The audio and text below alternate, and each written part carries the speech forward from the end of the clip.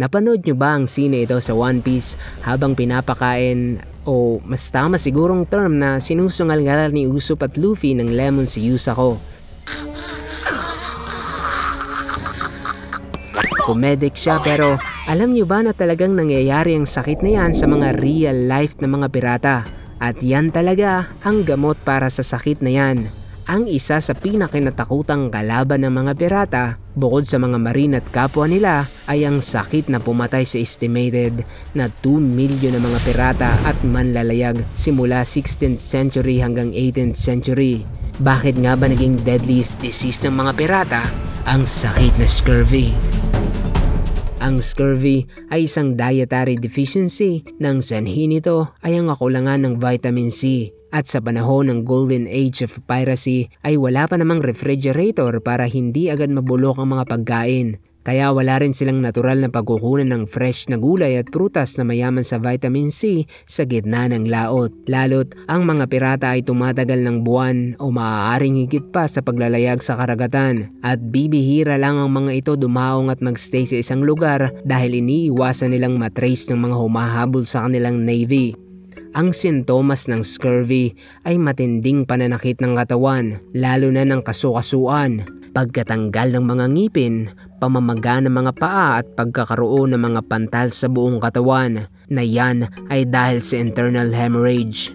At dahil halos lahat ng mga pirata ay wala namang pakialam kung masustansya ba ang kinakain nila, kaya ang resulta, karamihan sa kanila ay nagkakaroon ng malnutrisyon gaya ng pagkakaroon ng kakulangan sa vitamin C na yan ay nauuwi sa sakit na scurvy.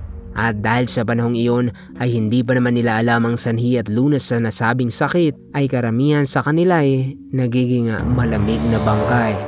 Pero halimbawa, isa kang pirata o manlalayag sa gitna ng karagatan. Tapos, wala kang dalang orange, kalamansi, lemon o iba pang pagkain na mayaman sa vitamin C. Paano mo maiiwasan ang sakit na scurvy? Yan ay sa pamamagitan ng pagkain ng sashimi o hilaw na isda.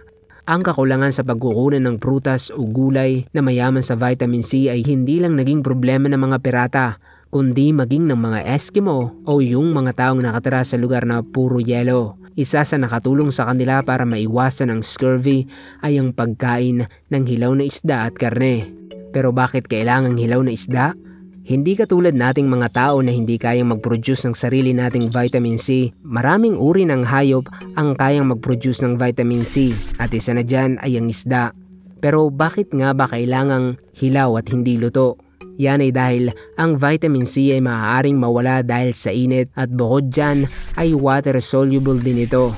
Kapag pinakuluan ng isda ay maaaring mabawasan at kumalat ang bitamina ng isda doon sa sabaw. Isa rin yan sa dahilan kung bakit kumakain ng hilaw na isda ang mga Japanese. Mag-isip at alamin ang sagot sa mga tanong na, bakit?